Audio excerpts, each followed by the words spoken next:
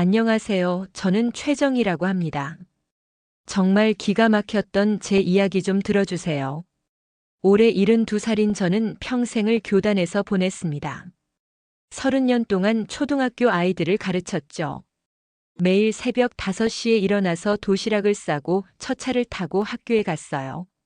선생님, 저희 민수가 또 숙제를 안 해왔어요. 괜찮습니다. 천천히 기다려주시면 됩니다. 학부모들과의 상담에서 늘 이런 대화를 나눴습니다. 아이들 하나하나가 다 제 자식 같았거든요. 여름엔 에어컨도 없는 교실에서 땀을 뻘뻘 흘리며 수업했고, 겨울엔 난방비 아끼려고 두꺼운 점퍼를 입고 칠판 앞에 섰어요. 남편 영수는 저보다 2살 많았습니다. 공무원이었는데 성격이 참 온화했어요. 당신 너무 아이들한테만 신경 쓰지 말고 우리 집 아이들도 좀 보소. 가끔 이런 농담을 하곤 했죠. 우리에게는 2자녀가 있었습니다. 큰아들 성민이와 딸 은주. 성민이는 지금 43, 은주는 40입니다. 어릴 때부터 둘 다 공부를 잘했어요. 제가 교사라서 그런지 교육에는 정말 신경을 많이 썼거든요. 엄마, 나 의대 가고 싶어. 고등학교 2학년 때 성민이가 말했습니다. 그래, 의사가 되고 싶구나. 엄마가 도와줄게. 그때부터 제가 과외비며 학원비를 대기 위해 부업을 시작했어요. 방과 후에는 다른 아이들 개인 지도를 해주고 주말에는 보습 학원에서 아르바이트를 했습니다. 영수도 야간 근무를 자청해서 가게에 보탰죠. 은주는 성민이보다 더 꼼꼼한 성격이었어요. 엄마, 나는 선생님처럼 되고 싶어. 정말? 우리 은주가 선생님이 되고 싶다고. 하지만 대학 들어가서는 생각이 바뀌었나 봅니다. 경영학과로 전과를 했거든요. 엄마, 요즘 세상에는 사업을 해야 돈을 벌 수 있어. 그때는 그 말이 맞는 것 같았어요. 영수가 갑자기 세상을 떠난 건 성민이가 대학교 3학년 때였습니다. 심근경색이었어요. 아침에 평소처럼 다녀오겠소라고 인사하고 나갔는데 오후에 병원에서 연락이 왔죠. 보호자분이신가요? 환자분이 의식을 잃고 쓰러지셨습니다. 그 순간 머리가 하얘졌어요. 급히 병원으로 달려갔지만 이미 늦었습니다. 영수는 제 손을 한 번도 잡아보지 못한 채 떠났어요. 장례를 치르면서 생각했습니다. 이제 정말 아이들과 저밖에 남지 않았구나. 더 열심히 살아야겠다고요. 유족연금과 제 월급으로 아이들 교육비를 계속댔습니다. 성민이는 결국 의대에 들어갔고 은주는 좋은 회사에 취직했어요. 그때만 해도 정말 뿌듯했습니다. 엄마 고생 많이 하셨어요. 이제 제가 효도할게요. 성민이가 의사가 되던 날 이렇게 말했어요. 엄마, 저도 열심히 일해서 엄마 편하게 해드릴게요. 은주도 마찬가지였죠. 그때는 정말 행복했습니다. 내가 평생 아이들을 위해 희생한 게 헛되지 않았구나 싶었어요. 퇴직금과 적금 그리고 영수가 남겨준 보험금으로 작은 아파트도 마련했습니다. 이제 조금은 쉬어도 되겠네. 혼자 중얼거리며 은퇴를 준비했어요. 30년간의 교직 생활을 마무리하면서 정말 뿌듯했습니다. 하지만 그때는 몰랐어요. 진짜 시련은 이제부터 시작될 거라는 걸요. 퇴직 후 처음 몇 년은 정말 평화로웠습니다. 성민이는 대학병원 내과 의사로 일했고 은주는 대기업 과장으로 승진했어요. 둘 다 결혼해서 각각 아이들도 낳았죠. 할머니, 안녕하세요. 손자 손녀들이 명절에 오면 정말 기뻤습니다. 성민이네는 아들 하나, 딸 하나, 은주네는 딸 둘이었어요. 아이들 용돈도 주고 생일 선물도 사주고. 그런 게 제게는 큰 즐거움이었거든요. 어머니, 너무 많이 주세요. 아이들이 버릇 없어져요. 성민이 며느리 수진이가 말했지만 할머니 마음이 어디 그런가요? 그런데 언제부턴가 분위기가 달라지기 시작했어요. 성민이가 대학병원을 그만두더니 개인 병원을 차리겠다고 했습니다. 엄마, 요즘 개인 병원이 돈이 되거든요. 월급쟁이로는 한계가 있어요. 그래도 안정적인 게 좋지 않을까? 엄마는 모르세요. 지금이 기회예요. 은주도 비슷했어요. 회사를 그만두고 친구와 함께 사업을 시작한다고 했습니다. 엄마, 저희가 온라인 쇼핑몰 하려고 해요. 요즘 대세거든요. 사업은 위험하지 않니? 엄마, 시대가 바뀌었어요. 안전한 길만 가면 뒤처져요. 처음에는 응원했어요. 아이들이 더 큰 꿈을 꾸는 게 나쁘지 않다고 생각했거든요. 하지만 문제는 그 다음이었습니다. 엄마, 병원 차리는데 보증금이 좀 부족해요. 성민이가 어느 날 찾아와서 말했습니다. 얼마나 필요한데? 한 5천만 원 정도요. 엄마, 저희도 사업 자금이 모자라요. 은주도 비슷한 얘기를 했어요. 우리도 3천만 원 정도 필요해요. 그때까지만 해도 아이들이 성공하는데 도움을 주고 싶었어요. 퇴직금과 적금을 털어서 각자에게 돈을 빌려줬습니다. 이자는 안 받을게. 대신 성공하면 꼭 갚아라. 당연하죠, 엄마. 곧 갚아드릴게요. 하지만 그 말이 지켜질 거라고 생각했던 제가 순진했던 거죠. 몇 달 후부터 아이들의 태도가 변하기 시작했습니다. 엄마, 병원 운영이 생각보다 어려워요. 환자들이 잘 안 와요. 성민이가 한숨을 쉬며 말했어요. 그래도 의사인데 왜? 요즘은 대형 병원만 선호해요. 개인 병원은 힘들어요. 은주도 마찬가지였습니다. 엄마, 온라인 쇼핑몰이 생각보다 경쟁이 심해요. 광고비도 많이 들고. 그럼 다시 취직을 생각해 보는 게 어떨까? 지금 나이에 다시 취직하기도 어려워요. 그러더니 아예 돈 갚는 얘기는 하지 않더라고요. 오히려 더 달라고 했어요. 엄마, 병원 문 닫으면 지금까지 투자한 돈이 다 날아가요. 조금만 더 도와주세요. 엄마, 저희도 마찬가지예요. 지금 포기하면 진짜 끝이에요. 그렇게 또 몇 천만 원씩 더 줬어요. 아이들이 실패하는 모습을 보고 있을 수 없었거든요. 하지만 상황은 나아지지 않았어요. 오히려 더 악화됐죠. 엄마, 이번 달 병원 임대료가 밀렸어요. 엄마, 사업자 대출 이자를 못 내겠어요. 이런 말들이 계속 반복됐어요. 그러면서 점점 제게 무리한 요구를 하기 시작했습니다. 엄마, 집을 담보로 대출 좀 받아주세요. 뭐라고? 집을? 일시적으로만요. 곧 갚을게요. 그때부터 정말 불안해지기 시작했어요. 이게 맞나 싶었거든요. 아이들의 부탁이 점점 더 커지면서 저도 한계를 느끼기 시작했습니다. 퇴직금도 적금도 영수가 남겨준 보험금도 거의 다 썼거든요. 성민아, 엄마도 생활비가 있어야지. 엄마, 조금만 더 참아주세요. 정말 곧 좋아질 거예요. 하지만 성민이의 병원은 계속 적자였어요. 환자는 늘지 않고 운영비만 계속 나가더라고요.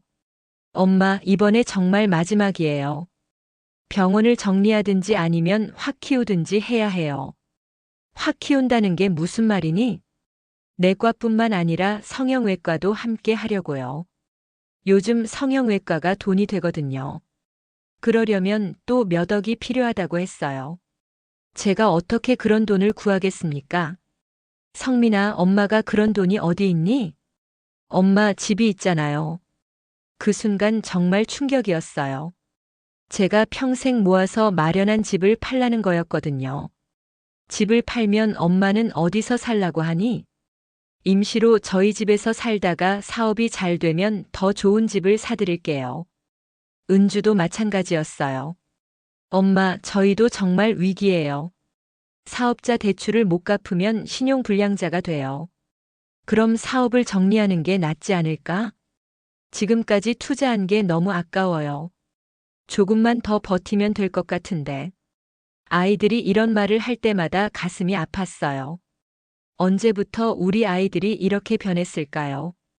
그래도 저는 끝까지 믿고 싶었어요. 내가 키운 아이들인데 분명 착한 마음이 있을 거라고요. 결국 집을 담보로 대출을 받아줬습니다. 2억 원이라는 거금이었어요. 엄마 정말 고맙습니다. 이번에 꼭 성공해서 보답할게요.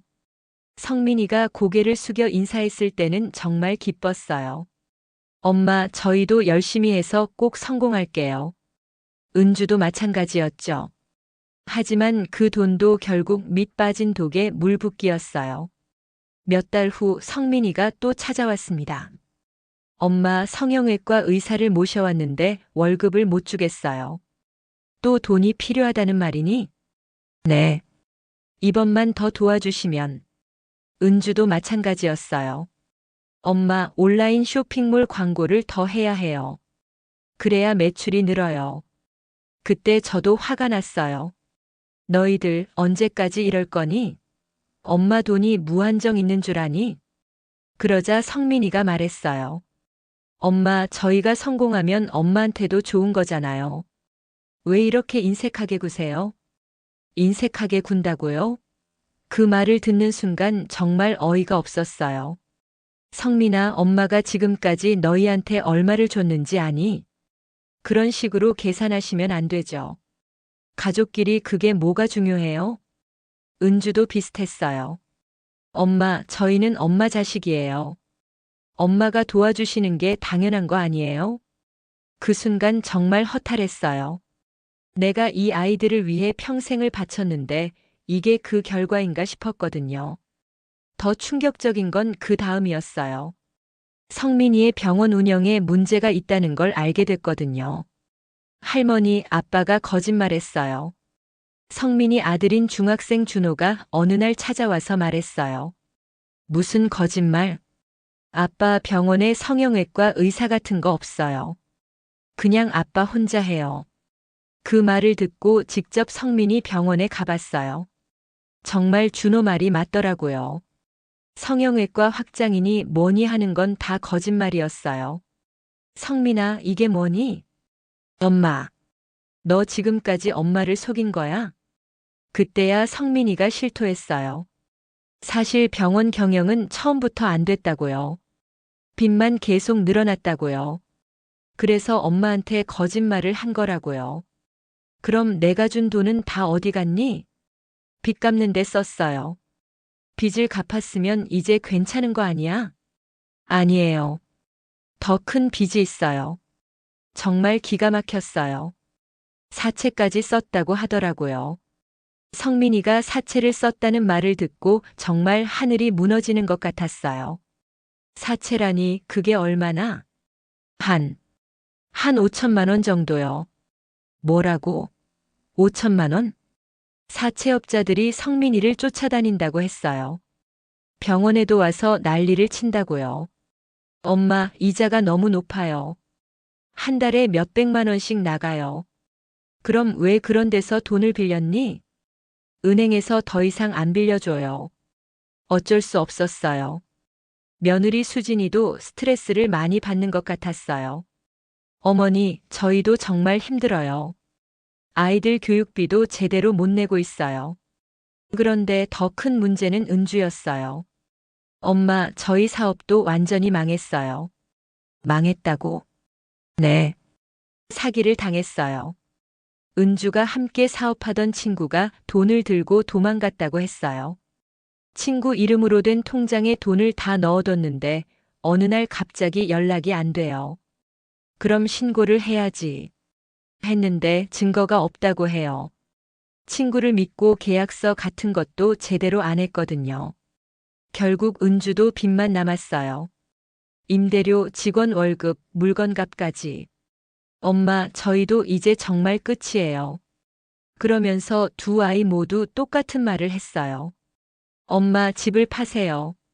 집을 팔면 엄마는 어디서 살라고 그러니? 엄마, 일단 저희가 살 길을 찾아야죠. 정말 어이가 없었어요. 자기들 사업 실패를 위해 엄마가 집까지 팔아야 한다는 거잖아요. 너희들 정신 차려라. 엄마도 사람이야. 그러자 성민이가 말했어요. 엄마, 사채업자들이 정말 무서워요. 이대로 가면 저희 다 죽어요. 엄마, 저희가 신용불량자가 되면 아이들까지 피해를 봐요. 은주도 마찬가지였어요. 하지만 저는 더 이상 속을 수 없었어요. 이미 집을 담보로 대출까지 받아준 상태였거든요. 안 돼. 집은 절대 못 팔아. 그러자 아이들이 화를 내기 시작했어요. 엄마, 진짜 이기적이세요. 자식들이 이렇게 힘든데 집 하나가 그렇게 중요해요? 성민이가 소리를 질렀어요. 엄마, 저희가 잘못했지만 그래도 가족이잖아요. 어떻게 이렇게 냉정하실 수 있어요? 은주도 울면서 말했어요. 그때 정말 기가 막혔어요. 지금까지 누가 냉정했던 건지. 더 충격적인 건 그 다음에 일어났어요. 어느 날 집 앞에 무서운 사람들이 찾아왔거든요. 최정혜 씨 맞죠? 네, 그런데 누구세요? 성민이 어머니시죠? 아들이 돈을 빌려놓고 안 갚아요. 사채업자들이었어요. 성민이가 저를 보증인으로 세워뒀다는 거예요. 뭐라고요? 제가 언제 보증을 섰다고요? 여기 서류가 있는데요. 정말 제 도장이 찍힌 서류가 있었어요. 하지만 저는 그런 걸 해준 적이 없어요. 이게 위조예요. 저는 이런 거 해준 적 없어요. 그런 소리 하지 마세요. 아들한테 확인해 보세요. 급히 성민이한테 전화했어요. 성민아, 엄마를 보증인으로 세웠다고. 엄마, 죄송해요. 언제? 나는 그런 걸 해준 적 없는데. 엄마가 주무실 때 도장을. 그 순간 정말 온몸에 힘이 빠졌어요. 내 아들이 나를 속이고 도장을 훔쳐서 보증을 세웠다는 거잖아요. 성민아, 너 정말. 엄마, 정말 죄송해요. 하지만 어쩔 수 없었어요. 사채업자들은 매일 와서 돈을 달라고 했어요. 성민이한테 연락해도 숨어서 나오지 않더라고요. 할머니, 아빠가 집에 안 들어와요. 준호가 울면서 말했어요. 엄마한테 폐를 끼치기 싫어서 당분간 친구 집에서 지낸대요. 정말 한심했어요. 문제를 만들어 놓고는 도망가다니. 은주는 어떻게 됐을까 하고 연락해 봤더니 은주도 비슷했어요. 엄마, 저희도 집을 비워뒀어요. 채권자들이 계속 와서. 결국 두 아이 모두 연락을 끊어버렸어요. 자기들은 숨어버리고 모든 빚은 제가 떠안게 된 거죠. 그때 정말 깨달았어요. 내가 평생을 바쳐 키운 아이들이 진짜 어떤 사람들인지를요. 사채업자들이 매일 찾아오고 집 담보 대출 이자도 못 내게 되면서 정말 막막해졌어요. 연금으로는 도저히 감당할 수 없었거든요. 어느 날 이웃집 김할머니가 말씀하셨어요. 정희야, 너 혼자 사는데 이렇게 위험하면 안 되겠다. 실버타운 같은 데 들어가는 게 어떨까? 실버타운이라는 말을 처음 들었을 때는 거부감이 있었어요. 김할머니, 그런 데는 돈이 많이 들지 않나요? 요즘은 다양해. 정부에서 지원하는 곳도 있고. 그래서 알아보기 시작했어요. 생각보다 괜찮은 곳들이 있더라고요. 특히 은빛마을이라는 실버타운은 입주비도 합리적이고 관리도 잘 된다고 했어요. 여기는 어르신들이 함께 생활하면서 서로 도와주는 시스템이에요. 상담사가 설명해 주더라고요. 혼자 계시는 것보다 훨씬 안전하고 즐거우실 거예요. 견학을 가보니 정말 좋았어요. 깨끗하고 다른 어르신들도 밝아 보이고요. 정혜 씨, 저도 여기 들어온 지 2년 됐는데 정말 만족해요. 박 할머니라는 분이 말씀해 주셨어요. 혼자 있을 때보다 훨씬 마음이 편해요. 하지만 입주하려면 집을 팔아야 했어요. 담보 대출도 갚아야 하고 입주비도 내야 하니까요. 성민이와 은주에게 마지막으로 연락해 봤어요. 엄마가 실버타운에 들어가려고 한다. 엄마, 좋은 생각이에요. 혼자 계시는 것보다 나을 것 같아요. 성민이는 오히려 좋아하더라고요.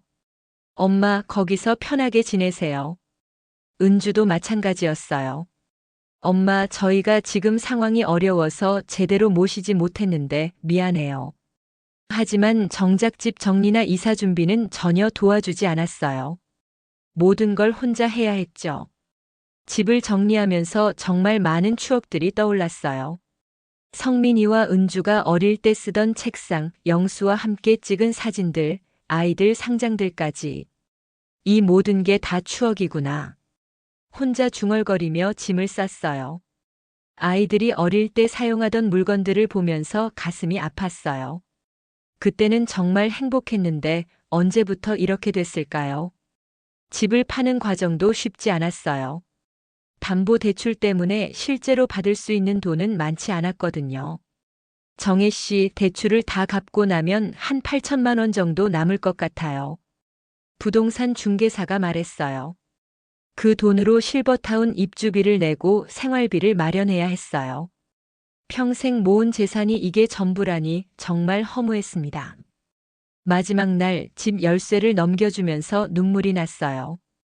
영수와 함께 살던 집, 아이들을 키운 집을 떠나는 게 이렇게 힘들 줄 몰랐거든요. 할머니, 울지 마세요. 이웃집 아이가 와서 위로해줬어요. 그 말에 더 눈물이 났죠. 실버타운에 입주하던 날 성민이와 은주 중 누구도 오지 않았어요. 바쁘다는 핑계만 댔죠. 엄마, 죄송해요. 병원 일이 급해서. 엄마, 저도 일이 있어서 못 가겠어요. 결국 혼자 택시를 타고 실버타운에 도착했어요. 짐도 혼자 옮겼죠. 어머님, 환영합니다. 직원들이 친절하게 맞아줬어요. 여기가 어머님 방이에요. 필요한 게 있으시면 언제든 말씀해 주세요. 방은 작았지만 깔끔했어요. 하지만 처음 며칠은 정말 적응하기 힘들었습니다. 내가 왜 이런 곳에 와야 하나? 밤마다 이런 생각이 들었어요. 다른 어르신들은 다 가족들이 자주 찾아오는 것 같았어요. 우리 아들이 오늘 또 올 거예요. 손자가 이번 주말에 온대요. 그런 말들을 들으면 더 외로웠죠. 우리 아이들은 언제 올까요? 한 달이 지나도 성민이와 은주는 한 번도 찾아오지 않았어요. 전화를 해봐도 바쁘다는 말만 했죠. 엄마, 병원이 정말 바빠요. 조금만 기다려주세요. 엄마, 새 직장 찾느라 정신없어요. 하지만 직원들을 통해 들은 얘기로는 다른 어르신 자녀들은 일주일에 한두 번은 꼭 온다고 했어요. 그때부터 정말 외로움을 느끼기 시작했어요. 평생을 아이들을 위해 살았는데 정작 나는 이렇게 혼자구나 싶었거든요. 실버타운에 들어온 지 석 달이 지났는데도 적응이 쉽지 않았어요. 다른 어르신들은 자녀들이 자주 와서 함께 식사도 하고 산책도 하는데 저는 늘 혼자였거든요. 정혜 씨는 자녀분들이 안 오시네요? 같은 층에 사는 김순자 할머니가 물어봤어요. 바쁜가 봐요. 대답은 했지만 속으로는 부끄러웠어요. 김 할머니는 아들이 일주일에 2번씩 와요. 며느리도 함께 와서 빨래도 해주고 반찬도 가져다 주죠. 우리 며느리가 또 김치를 담가왔어요. 정혜 씨도 좀 드세요. 그런 말을 들으면 고맙기도 하고 서럽기도 했어요. 어느 날 식당에서 박영숙 할머니를 만났어요. 저와 비슷한 나이인데 혼자 조용히 식사하고 계시더라고요. 혹시 자녀분들이 안 오세요? 조심스럽게 물어봤어요. 네. 저도 아들 둘이 있는데 거의 안 와요. 박 할머니와 얘기해보니 저와 비슷한 처지더라고요.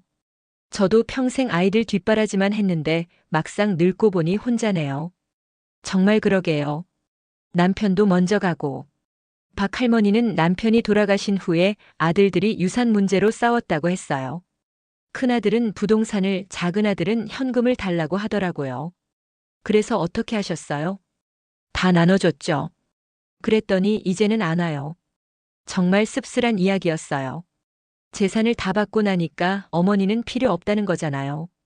정혜 씨는 어떠세요? 저는 아직 재산이 조금 있어요. 그 말을 하면서도 마음이 복잡했어요. 혹시 우리 아이들도 제 재산만 노리는 건 아닐까 하는 생각이 들었거든요. 실제로 며칠 후에 성민이한테서 연락이 왔어요. 엄마, 안녕하세요. 잘 지내고 계시죠? 성민아. 오랜만이다. 엄마, 실은 할 말이 있어서 전화했어요. 또 돈 얘기였어요. 엄마, 사채 문제가 아직 해결이 안 됐어요. 그게 엄마랑 무슨 상관이니? 엄마가 보증을 서주셨잖아요. 결국 또 돈을 달라는 얘기였어요. 실버타운에 들어오면서 남은 돈이 있다는 걸 알고 있었던 거죠. 성민아, 엄마가 지금 실버타운에서 생활하는데도 돈이 들어간다. 엄마, 조금만 도와주세요. 정말 마지막이에요. 하지만 이번에는 단호하게 거절했어요. 안 돼. 이제 그만해. 그러자 성민이 태도가 돌변했어요. 엄마, 그럼 정말 저희 가족이 길바닥에 나앉아도 괜찮으시다는 거예요? 너희가 만든 문제잖니. 엄마가 너무 이기적이세요. 그리고는 전화를 끊어버리더라고요. 은주도 비슷했어요. 며칠 후에 전화해서 생활비가 힘들다고 아이들 교육비가 부족하다고 하더라고요. 엄마, 실버타운에서 나와서 저희 집에서 같이 살면 어때요?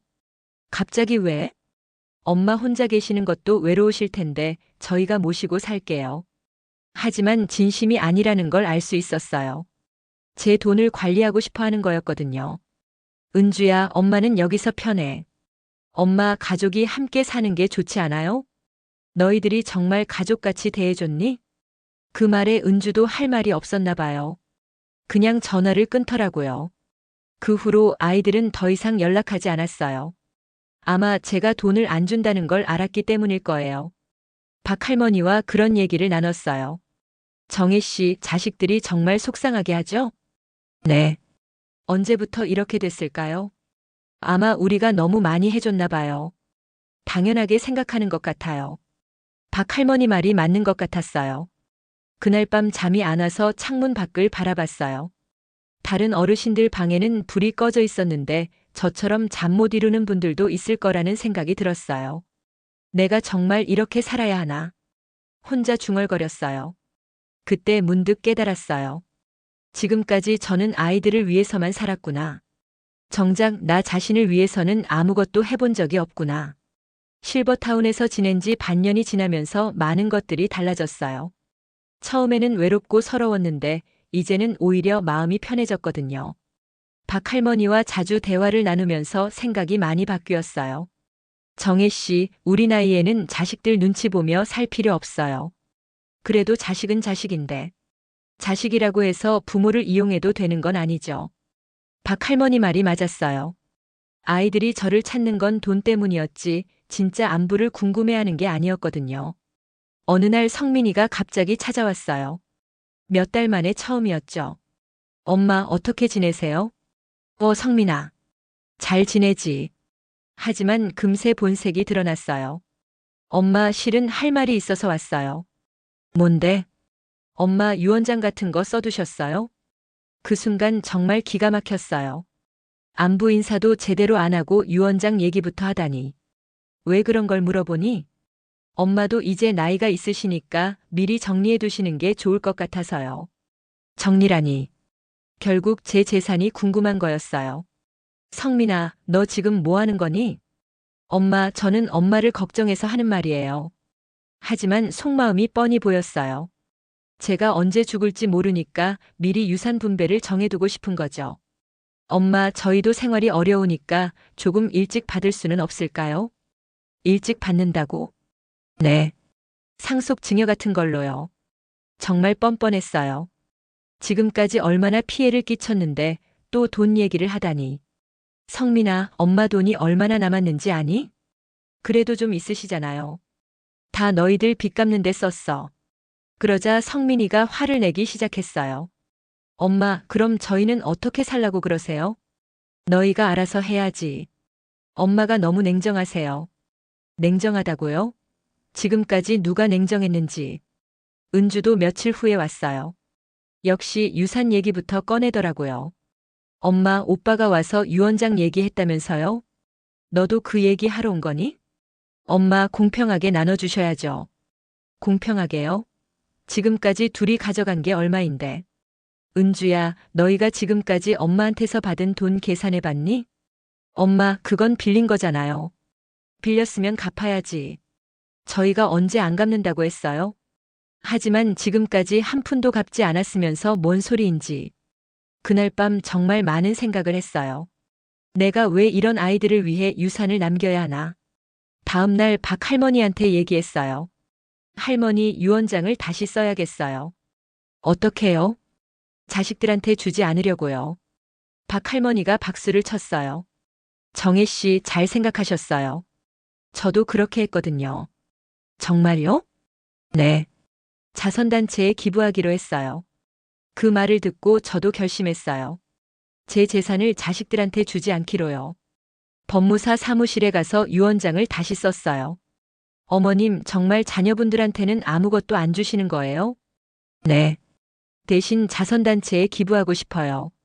아이들을 위해 써온 학비, 용돈, 사업 자금까지 계산해보니 정말 큰 돈이었어요. 그런데도 고마워하기는커녕 더 달라고만 하니까요. 그럼 이렇게 하시면 어떨까요? 자선단체 기부와 함께 실버타운 후원금으로도 일부 사용하시는 건요. 법무사가 제안해줬어요. 좋은 생각이었어요. 저처럼 외로운 어르신들을 위해 쓰이는 거니까요. 유언장을 다 작성하고 나니까 마음이 정말 후련했어요. 이제 아이들 눈치 볼 필요도 없고 돈 달라는 소리도 안 들어도 되고요. 박 할머니한테 얘기했어요. 할머니, 유언장 다시 썼어요. 어떻게 하셨어요? 자선단체랑 실버타운에 기부하기로 했어요. 잘하셨어요. 그게 맞아요. 박 할머니도 기뻐해 주시더라고요. 그날 밤 정말 오랜만에 편안하게 잠들었어요. 이제 진짜 자유로워진 기분이었거든요. 유언장을 다시 쓴 후 정말 많은 것이 달라졌어요. 무엇보다 마음이 편해졌거든요. 아이들 때문에 받았던 스트레스가 확 사라졌어요. 박 할머니와 함께 실버타운에서 제공하는 프로그램들에 참여하기 시작했어요. 정혜 씨, 오늘 원예 수업 들으러 가요. 좋아요. 같이 가요. 어릴 때부터 꽃을 좋아했는데 아이들 키우느라 그런 취미는 다 포기했었거든요. 이제서야 다시 할 수 있게 됐어요. 할머니, 이 꽃 이름이 뭐예요? 페투니아예요. 예쁘죠? 작은 화분에 꽃을 심으면서 정말 행복했어요. 이런 소소한 즐거움이 있다는 걸 까먹고 있었네요. 서예 수업도 들었어요. 평생 교사였으니까 글씨는 자신 있었거든요. 정혜 씨 글씨 정말 예쁘네요. 다른 할머니들이 칭찬해 주실 때마다 기분이 좋았어요. 그런데 한 달쯤 지났을 때 성민이한테서 전화가 왔어요. 엄마 유언장을 다시 쓰셨다면서요? 누가 그랬니? 법무사 사무실에서 확인했어요. 법무사 사무실에 확인까지 했다니 정말 기가 막혔어요. 엄마, 왜 그렇게 하셨어요? 엄마 돈 엄마가 어떻게 쓰든 상관없잖니. 하지만 저희는 엄마 자식이에요. 자식이라는 말을 할 자격이 있나 싶었어요. 성민아, 너 지금까지 엄마한테 자식 역할 제대로 했니? 엄마, 저희도 사정이 있었잖아요. 사정이 있으면 부모를 속이고 도장을 훔쳐도 되는 거니? 그러자 성민이가 할 말이 없었나 봐요. 그냥 화를 내고 전화를 끊더라고요. 은주도 비슷했어요. 며칠 후에 전화해서 유언장 때문에 따지더라고요. 엄마, 오빠한테만 안 주시는 거예요. 저한테도 안 주시는 거예요? 둘 다 안 줘. 엄마, 그러면 안 되죠. 저희가 지금까지 얼마나 고생했는데. 고생은 제가 더 많이 했는데 뭔 소리인지. 은주야, 너희들이 고생한 게 엄마 탓이니? 그런 게 아니라. 그럼 뭐야? 엄마가 너희들한테 뭘 잘못했는데? 은주도 대답을 못 하더라고요. 그 후로 아이들은 아예 연락을 끊었어요. 아마 화가 많이 났을 거예요. 하지만 저는 오히려 후련했어요. 박 할머니한테 얘기했어요. 할머니, 아이들이 완전히 연락을 끊었어요. 그럼 어떠세요? 섭섭하세요? 아니요. 오히려 편해요. 정말 그랬어요. 더 이상 아이들 때문에 스트레스 받을 일도 없고 돈 달라는 소리도 안 들어도 되고요. 대신 실버타운에서 진짜 가족 같은 분들을 만났어요. 박 할머니뿐만 아니라 김순자 할머니, 이명자 할머니까지. 정희야, 우리가 진짜 가족이지. 김 할머니가 말씀하시더라고요. 맞아요. 혈연보다 마음이 더 중요한 것 같아요. 함께 식사도 하고 산책도 하고 드라마도 보면서 정말 즐거운 시간을 보냈어요. 어느 날 자원봉사도 시작했어요. 근처 초등학교에서 아이들한테 한글을 가르쳐주는 일이었어요. 선생님 안녕하세요. 아이들이 인사할 때마다 가슴이 뭉클했어요. 이런 아이들을 가르치는 게 정말 보람있었어요. 내 아이들은 저를 배신했지만 이 아이들은 순수하게 고마워하거든요. 선생님 감사합니다. 수업이 끝나면 이렇게 인사하는 아이들을 보면서 생각했어요. 진짜 보람이라는 게 이런 거구나. 밤에 잠자리에 들 때 정말 마음이 편했어요. 아이들 걱정도 안 하고 돈 걱정도 안 하고요. 이제야 진짜 내 인생을 사는 것 같아. 혼자 중얼거렸어요. 며칠 전에는 실버타운에서 작은 콘서트도 열었어요. 어르신들이 노래도 부르고 악기도 연주하고요. 정혜 씨도 뭔가 해보세요. 박 할머니가 권해주셔서 시를 낭송했어요. 제가 좋아하는 윤동주의 시였죠. 별해는 밤을 낭송하는데 정말 가슴이 벅찼어요. 이런 문화생활을 할 수 있다는 게 얼마나 행복한지. 박수를 받으면서 생각했어요. 지금까지 아이들을 위해서만 살았는데 이제는 나를 위해 살고 있구나. 오늘도 창문 밖을 바라보면서 생각해요. 내가 내린 결정이 맞았구나. 아이들한테 재산을 주지 않기로 한 것, 실버타운에 들어온 것, 모든 게 잘한 선택이었어요. 이제 진짜 자유로워요. 누구 눈치도 안 보고 내가 하고 싶은 대로 살 수 있거든요. 혹시 이 이야기를 듣고 계신 분들 중에 저와 비슷한 상황인 분이 있다면 말씀드리고 싶어요. 자식이라고 해서 무조건 희생할 필요는 없어요. 우리도 우리만의 인생이 있으니까요. 진짜 가족은 혈연이 아니라 마음이에요. 서로 아끼고 사랑하는 마음 말이죠. 저는 이제 정말 행복해요.